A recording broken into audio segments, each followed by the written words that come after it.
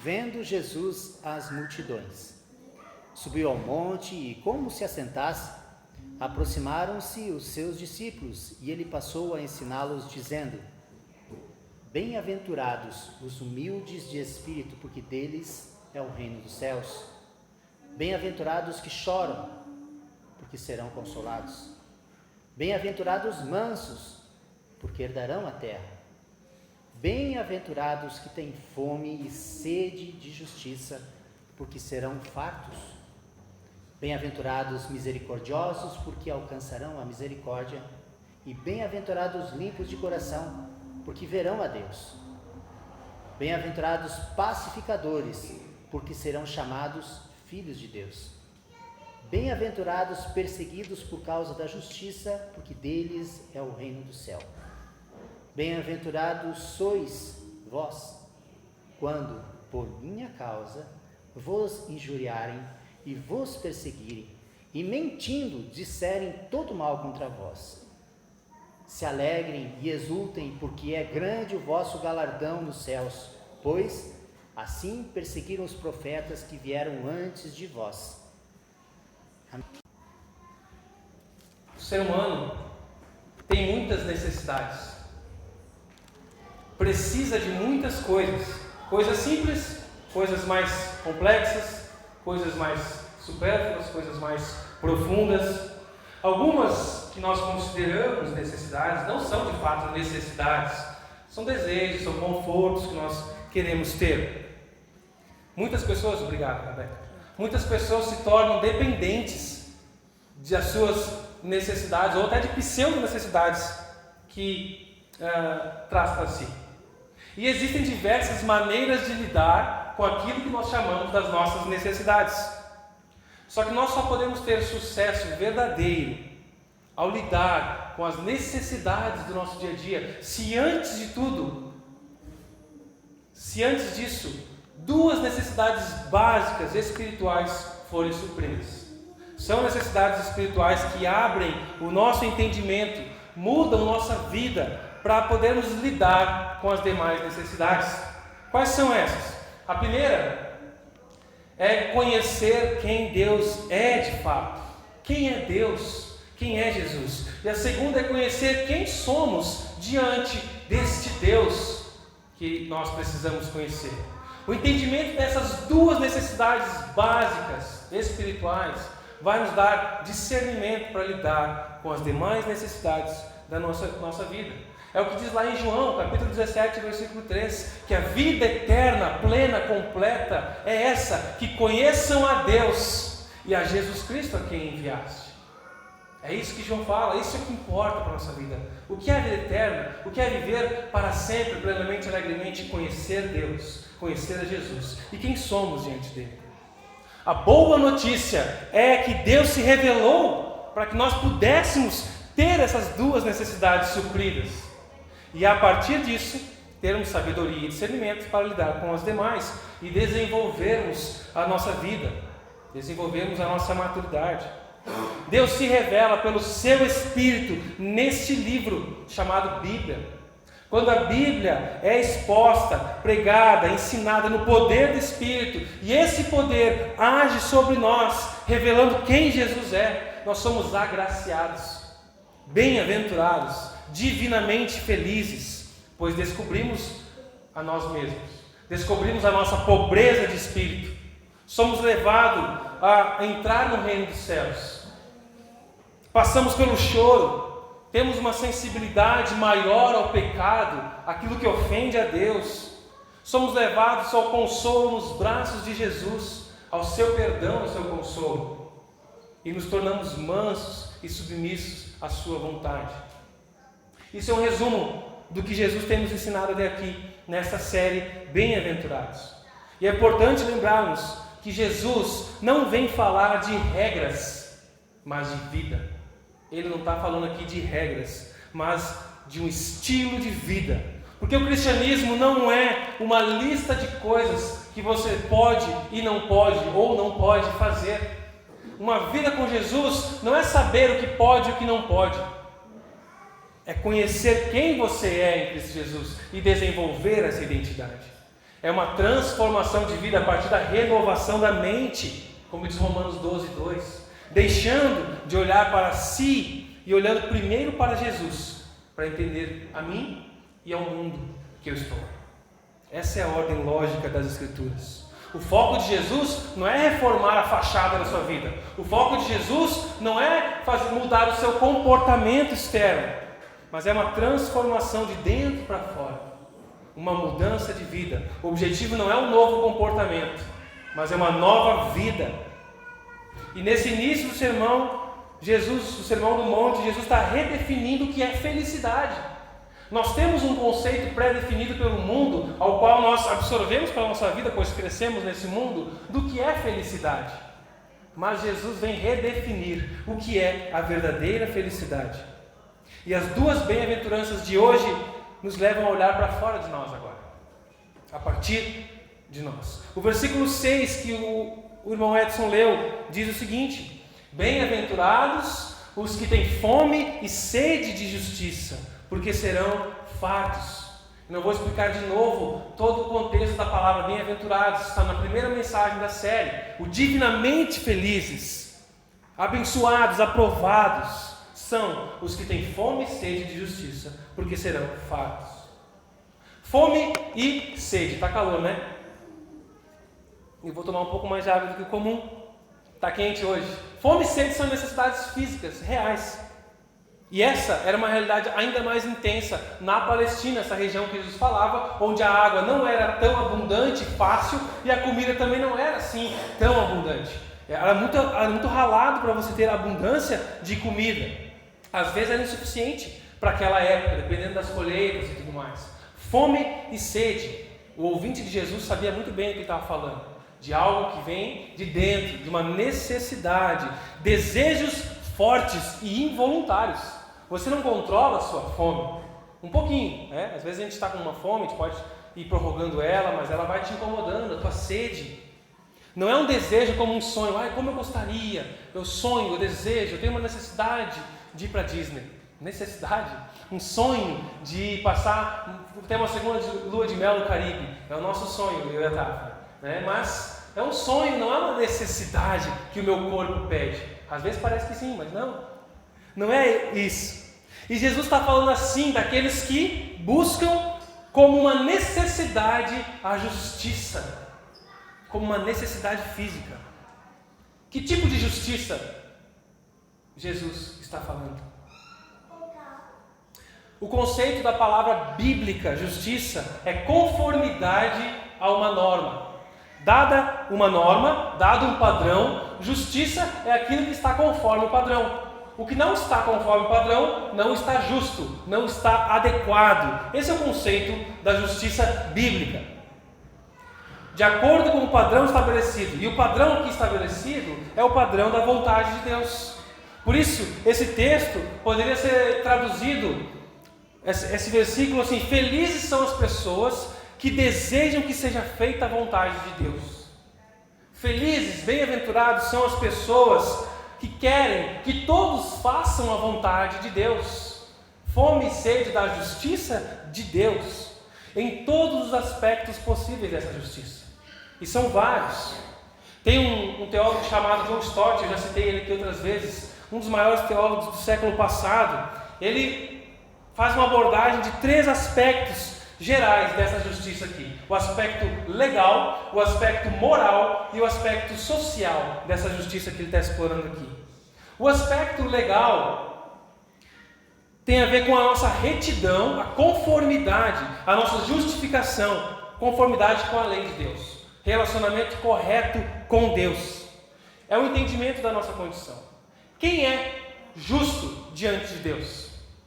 O que é justo? Lembra? Justo é alguém que é adequado ao padrão. Dado um padrão, aquele que se adequa perfeitamente ao padrão é justo. Quem é justo diante de Deus? Quem se adequa perfeitamente ao padrão de Deus? Romanos 3, versículo 10 e 11 responde para nós. Como afirmam as Escrituras, Paulo e Romanos, reforçando o texto de Salmo: ninguém é justo. Ninguém está conforme ao padrão de Deus. Nenhum sequer. Ninguém é sábio, ninguém busca a Deus para se adequar a esse padrão. Ninguém está conforme esse padrão.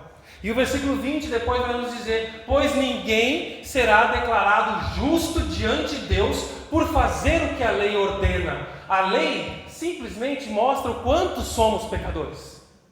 Quanto mais a gente conhece a lei e as regras, mais a gente percebe que não consegue cumpri-las. É isso que ele está explicando aqui. Quem consegue se adequar perfeitamente ao padrão de Deus? Não há um sequer. Não há ninguém que consiga, por mais que se esforce. Em algum ponto está falhou, vai falhar. Porque não há ninguém de nós que consegue se adequar a esse padrão. A Bíblia afirma isso, meus irmãos. A Bíblia está trazendo esse conceito. Ninguém é justo. Legalmente, de uma forma legal, um termo forense, realmente ninguém é justo diante de Deus. Essa é a realidade. E essa é a má notícia para nós e para o mundo inteiro. Ninguém está conforme o padrão de Deus. Por isso que a Bíblia vai dizer em vários versículos: todos somos merecedores da ira. Todos nós andávamos desgarrados como ovelhas, cada um seguindo pelo seu próprio caminho. Todos se desviaram. E a Bíblia tem inúmeros textos reforçando isso.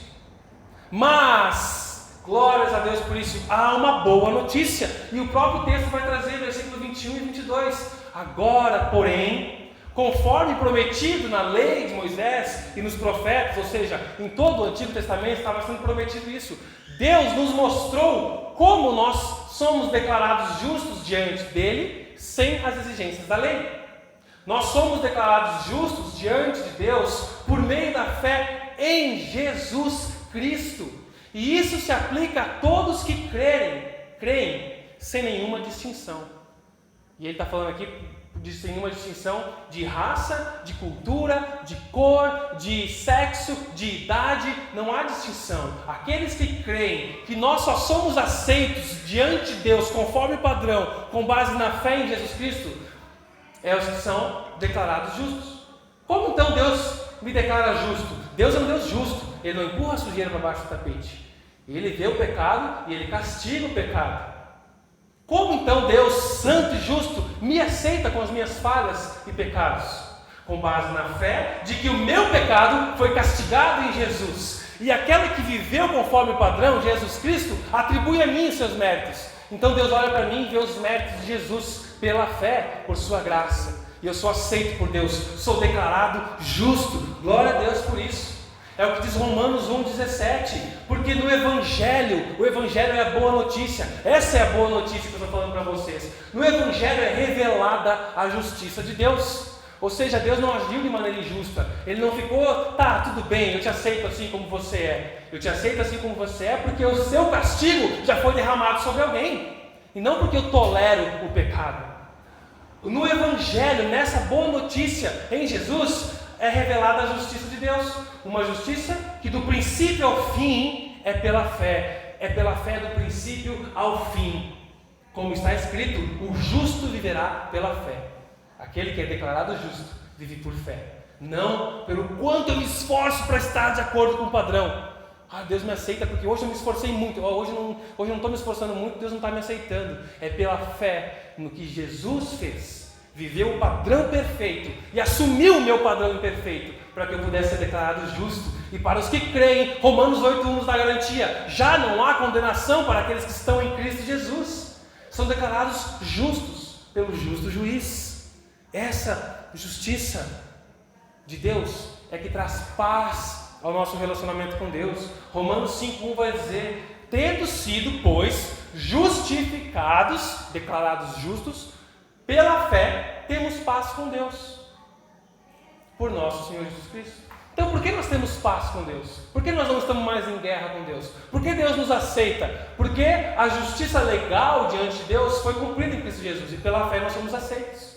Esse é o entendimento básico do Evangelho, que infelizmente muitas pessoas dentro da igreja não entendem. Passam anos achando que é o seu esforço para se adequar ao padrão que faz com que ele seja aceito por Deus. Não é o meu esforço. Isso é uma outra parte. Isso tem a ver com a justiça moral que nós vamos falar aqui.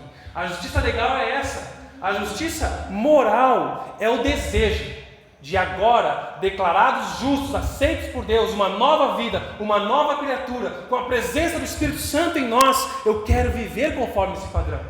Deus me capacita pelo seu Espírito a viver nesse padrão que agrada a Ele, a refletir a vida perfeita de Cristo, viver em conformidade com a palavra de Deus. Não é religiosidade vazia, mas um desejo que flui do Espírito Santo em nós, para amar a lei do Senhor, conhecer mais a Deus na sua palavra e obedecer e viver conforme a Bíblia ensina. Esse é um desejo que vai fluindo do desenvolvimento, da maturidade cristã. Eu entendi que eu sou aceito por Deus por causa de Jesus, mas eu não quero continuar essa minha vida maltrapilha, suja, injusta. Eu quero viver conforme esse padrão. E há uma busca por uma melhoria, é o caminho da santidade, a busca pela santidade, por uma vida que agrada a Deus. O fato de crermos em Jesus Cristo e sermos salvos não significa que nós não sofreremos mais influência da nossa velha natureza, desse mundo mau, caído, corrompido pelo pecado, que nos assedia, que nos tormenta, nos tenta, e nós caímos muitas vezes. Mas nós recebemos uma nova vida, um novo coração, aquele que crê na justiça legal. Um novo coração. Ainda que exista dentro de nós resquícios da velha vida, nós somos revelados pela palavra, como um espelho que Tiago diz, onde vai mostrar onde está essa sujeira, e eu quero ser cada vez mais parecido com Cristo Jesus. Esse é o caminhar em santidade, essa é a vida cristã. Quem tem fome e sede de justiça, sente a necessidade de continuar sendo transformado por Deus, ama a santidade, tem alegria nas coisas de Deus, mesmo depois de 1 ano de convertido, mesmo depois de 50 anos dentro de uma igreja, sendo pastor, sendo presbítero, sendo diácono, sendo ministro de louvor, uma pessoa que sabe e quer mais da santidade de Deus, porque reconhece os seus pecados e quer lutar contra isso. E há o aspecto social, que envolve a libertação das injustiças. Se refere à busca da libertação do oprimido, uma justiça pelo desamparado, uma promoção dos direitos civis, da integridade nos tribunais, da integridade nos negócios, uma sede por justiça generosa, que defende os oprimidos e não os usa como objetos de manobra, de manipulação para ter poder. Não usa os oprimidos para isso, mas realmente acolhe, ajuda, envolve políticas sociais para amparar o que sofre. Sede de honra, de respeito, de amor nas famílias e nas relações sociais. Um desejo de ver a injustiça saindo de cena. Um desejo de abrir uma página de noticiário, de um site, e não ver só coisas ruins, só notícias desastrosas, catástrofes humanas, das relações humanas. Há um quarto aspecto que eu incluo aqui, que não se limita a nenhum desses aspectos da justiça legal, moral e social, mas engloba todos eles. É uma sede, uma fome de ver a justiça de Deus se espalhando por toda a terra, de ver pessoas se convertendo, pessoas entendendo a justiça legal, que nós somos injustos diante de Deus, mas pela fé na justiça de Cristo Jesus podemos ser aceitos por Deus. Uma sede de ver pessoas amadurecendo na caminhada cristã, abandonando seus pecados, abandonando seus vícios, amadurecendo no relacionamento com o casal, abandonando a mentira, abandonando a inveja, de ver pessoas compreendendo mais a Escritura, amadurecendo moralmente diante de Deus. Uma fome, uma sede de ver esses cristãos aprovados por Jesus em melhorias de vida, fazendo diferença na sociedade, impactando projetos sociais, amparando o que sofre, o oprimido. Não apenas aquele que vai aceitar Jesus, outro aceita Jesus, eu não te ajudo. É ajudar aquele que precisa. Independente disso, eu apresento o Evangelho, a boa nova, que vai trazer a justiça legal a ele. Eu espero que ele aceite isso e melhore, para que ele se desenvolva na justiça moral, mas eu quero exercer justiça social para amparar essa pessoa oprimida. Esse desejo. E isso aqui, meus irmãos, tem a ver com a nossa missão. O porquê Deus nos chamou. Porquê Deus te salvou nesse mundo. Com uma missão, com um propósito de proclamar as boas novas. Para que a justiça seja feita. Para que a justiça se expanda sobre o mundo e a glória de Deus seja manifesta. Essa é a vontade de Deus. É por isso que Ele nos chamou. Para nos dar vida plena, alegre nele, exercendo a sua missão. Esse aspecto não é uma opção para o cristão. é o cerne do nosso chamado, do nosso propósito. Quando você fez isso pela última vez? Anunciou a justiça legal, as boas novas do Evangelho. E é uma boa notícia, porque existe uma ruim. Existe a má notícia, que eu li para vocês, Romanos 3, 10 e 11. Mas existe a boa notícia. E nós apresentamos, anunciarmos, amadurecermos, buscarmos justiça moral e exercermos justiça social. Um dos primeiros sinais de vida de um bebê qual é? O choro. E depois, choro do quê? É um choro de insatisfação, né? Ele estava num lugar bom, quentinho, e aí ele chora porque ele foi tirado da sua região de conforto. É uma mudança para ele, mas é um choro de fome também. Logo, ele é lamentado e ele se acalma. É um choro, a fome é um sinal de vida. Um bebê que tem fome é um sinal de que está bem, está vivendo, verdadeiramente nasceu. Um cristão que verdadeiramente nasceu de novo tem fome e sede de justiça, de viver o padrão de Deus, de querer ser um cristão cada vez melhor, de anunciar as boas novas da justiça legal e de fazer justiça social também. Esse é um sinal de uma nova vida. Não podemos sobreviver sem justiça. Ela é tão essencial quanto comer e beber. É isso que as bem-aventuranças, que essa bem-aventurança do versículo 6 nos ensina. O que você busca como se estivesse com fome? Além da comida, pensando no simbolismo. O que você busca como se estivesse com fome? Bênçãos de Deus? Comunhão, alegria com os irmãos? Se tiver uma rodinha, se tiver uma comunhão, esforce para estar lá. Será que você busca alegria? Se for um evento, se for qualquer show, se for qualquer coisa, eu quero alegria, o mundo é muito ruim, eu quero coisas boas. O que você busca? Será que é carreira? Não, eu estou trabalhando, fazendo hora extra, eu vou ser promovido, eu estou estudando, eu quero mais. É a minha fome, a minha sede de vida é ser alguém no mundo empresarial, na minha empresa. É fome de carreira? É fome de sexo, de prazer, relacionamentos a 1000? Ou até a 1000 dentro do casamento? Que bom, se for recíproco. Mas às vezes não é. Fome de poder, de influenciar pessoas, de manipular pessoas. Fome de dar a última palavra, de ter a última opinião. Fome de dinheiro, de ter mais. Fome de conforto, fome de segurança. Quero estar seguro. Eu quero estar seguro até o final da minha vida aqui. Mas aí eu quero estar seguro até o final da vida do meu filho. Aí eu quero estar seguro até a 3ª geração. Aí nunca tem paz. Pelo que nós desesperadamente vivemos com fome e com sede. A justiça de Deus passa por isso no nosso corpo. Historicamente, os crentes sempre lutaram por grandes causas sociais. Isso aqui dá uma outra pregação em outro tema uma vez, onde ao longo da história cristãos lutaram pela transformação social.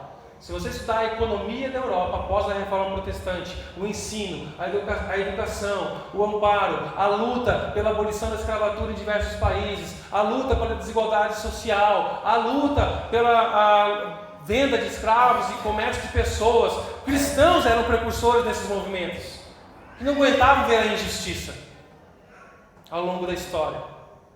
E nós temos inúmeros exemplos reais ainda presentes, eu não vou me ater nisso. Mas a reforma protestante trouxe essa nova visão bíblica do trabalho, da vocação, do estudo, desenvolvimento científico, que melhorou a qualidade de vida de inúmeras pessoas, a liberdade do indivíduo, igualdade, democracia, são princípios que cristãos lutaram. Isso é pouco falado. As grandes faculdades, os famosos nomes na Europa e nos Estados Unidos foram fundados por cristãos, pela igreja, para educar o povo, para dar cultura, ensino, condições de melhor vida, tirar o povo da ignorância, não apenas da miséria, que está muito relacionado.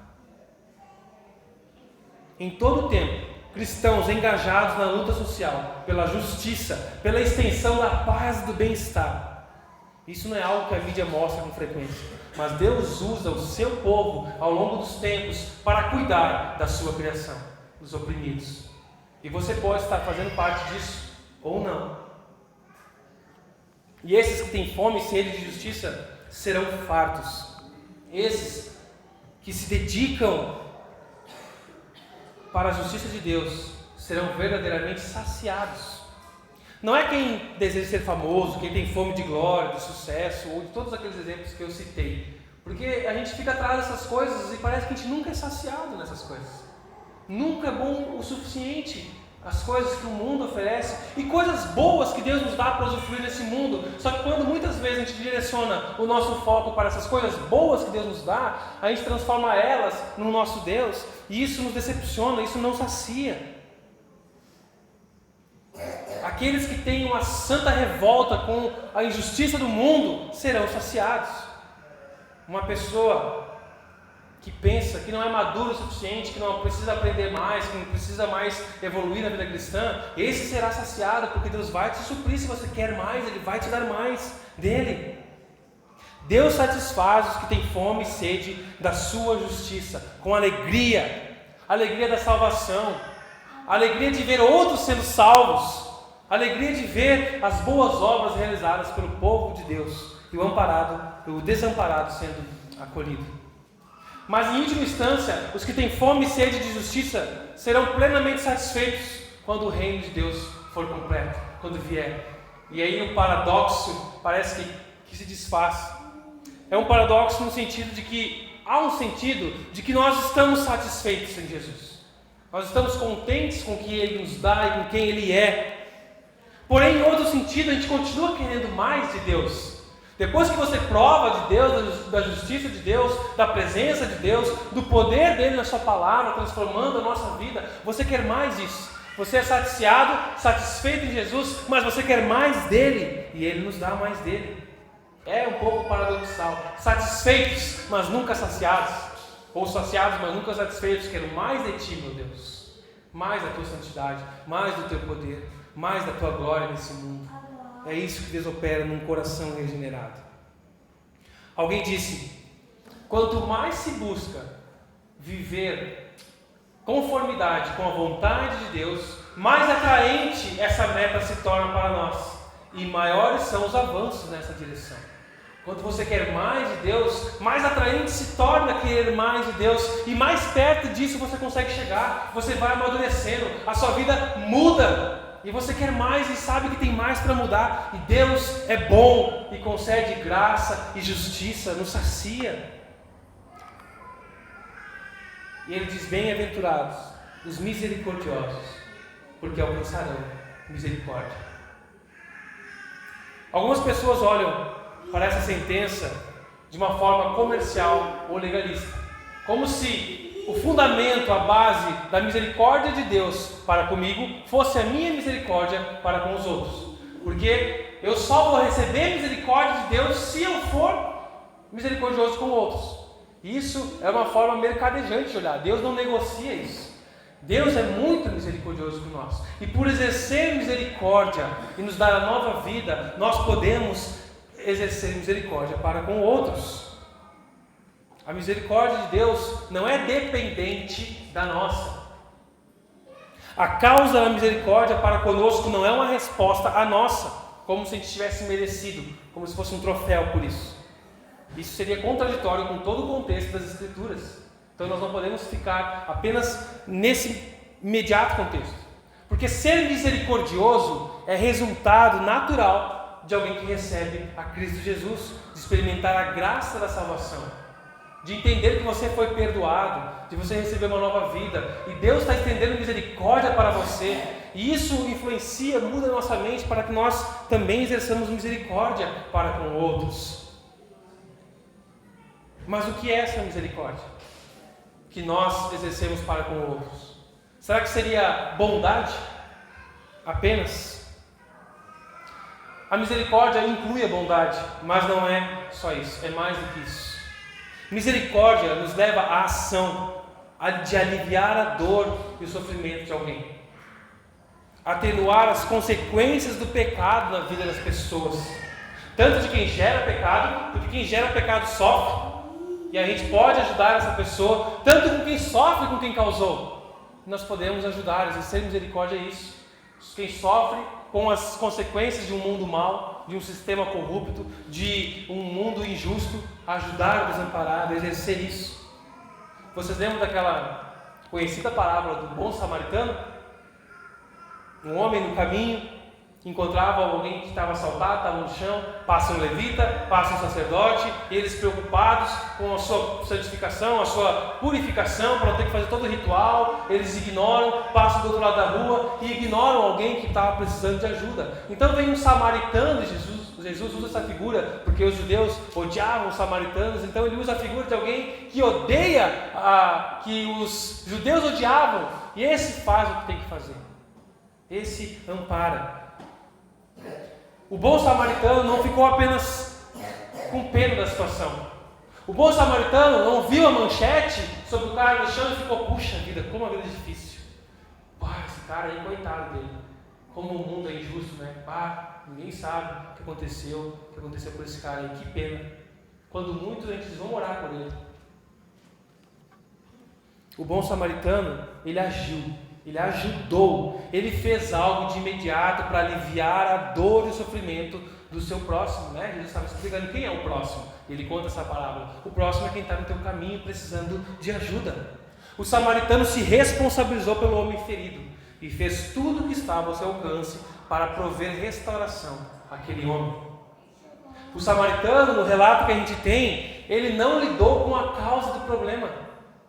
Ele não ficou, peraí, quem é que assaltou esse cara? Fica aí que eu vou montar no meu cavalo e vou atrás desse bandido, né? E ele não foi um justiceiro. Ele não foi atrás, ele não fez um protesto, ele não pegou lá, vamos lá Samaria, vamos bater panela para que não haja mais assaltos no caminho para Samaria e Jerusalém, vamos fazer um protesto aqui, vamos manifestar contra os que são assaltados, contra aqueles que estão desamparados. Olha só como essa pessoa está. Coitada dela, vamos fazer um protesto aqui contra esses judeus, contra os sacerdotes e os levitas.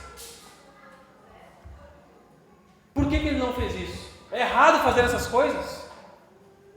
Eu creio que não é errado fazer essas coisas. Afinal, esses são meios de se buscar a justiça, meios de se organizar e instituir justiça também, de se protestar, de se organizar, de buscar quem causou o mal, de punir. Isso é um meio de justiça e vem da lei de Deus também no Antigo Testamento.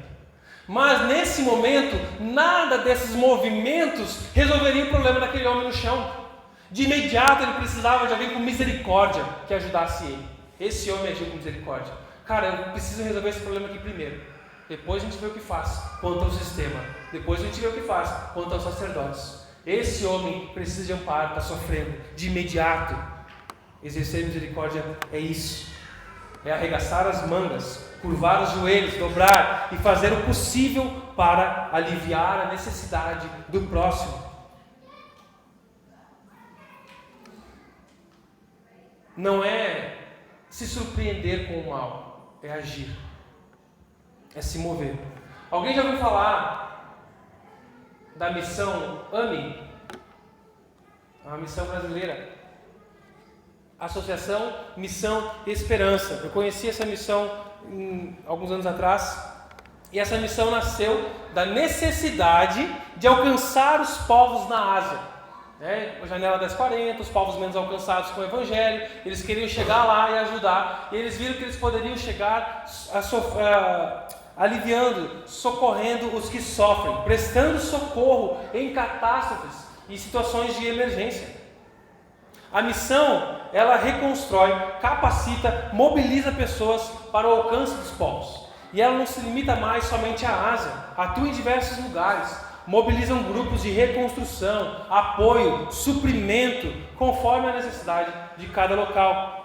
Atuaram nos tsunamis que houveram no Haiti, no Chile, terremotos, Mianmar, Filipinas, os deslizamentos de terra no Rio de Janeiro, lá em Petrópolis, eles atuaram de imediato, atuaram no rompimento das barragens de Brumadinho, de Mariana, de Cocal. Essa missão está envolvida em misericórdia imediata ao necessitado.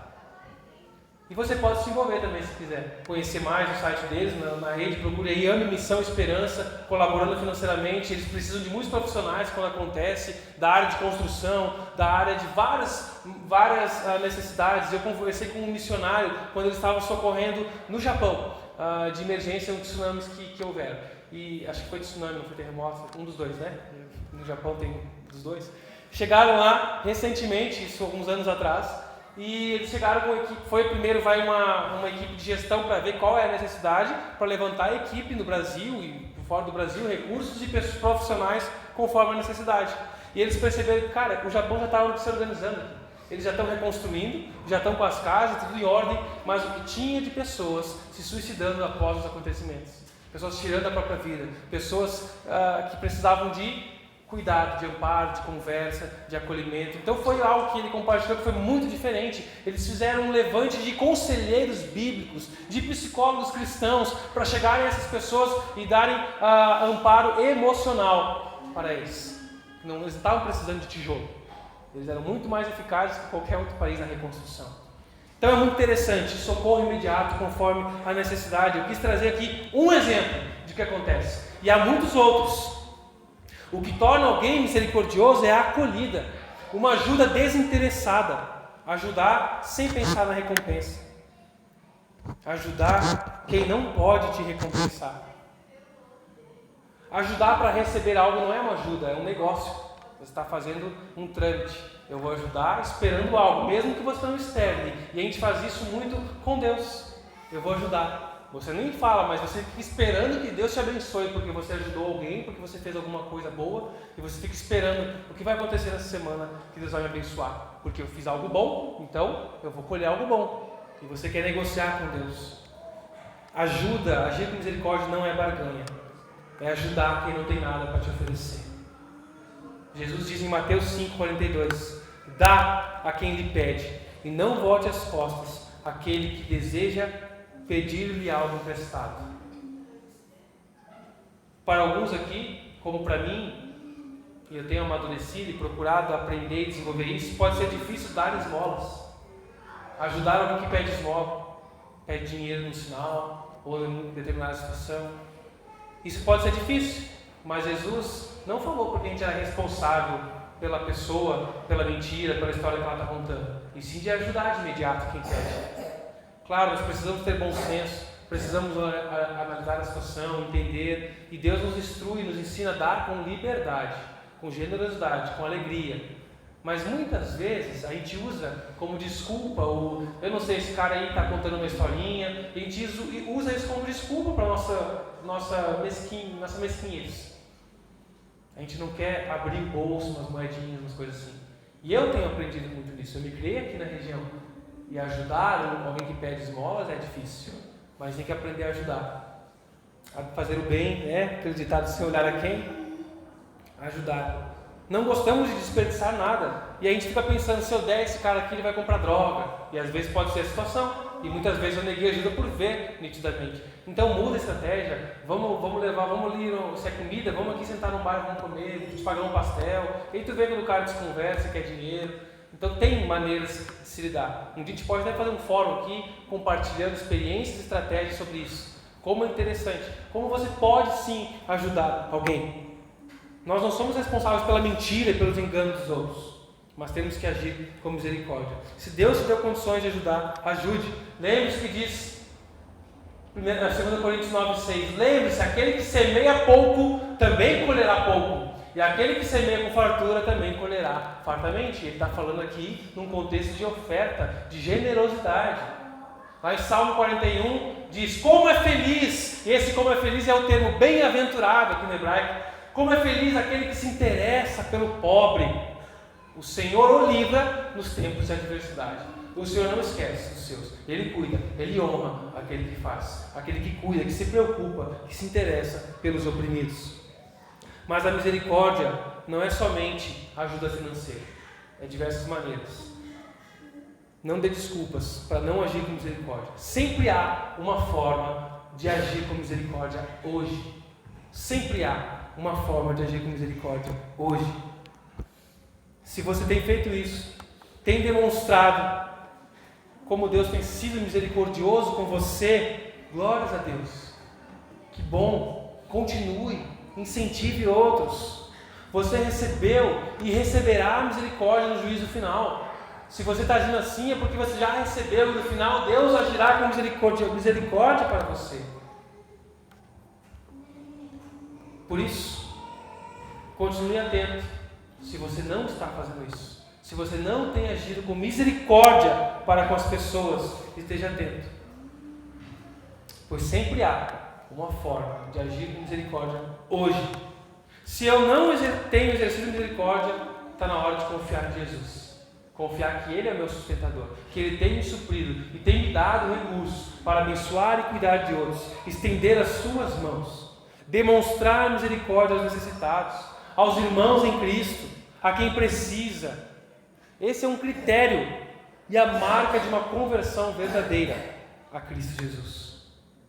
Porque nada nos leva a demonstrar mais misericórdia e amor aos outros do que a consciência de quanta misericórdia nós recebemos de Deus. Quanta bondade Deus tem para conosco. Isso nos move a agir para com outros, em perdão, em graça, em misericórdia. Porque Jesus tem sido misericordioso conosco. Jesus é a expressão máxima e hoje Ele oferece a você justiça e misericórdia.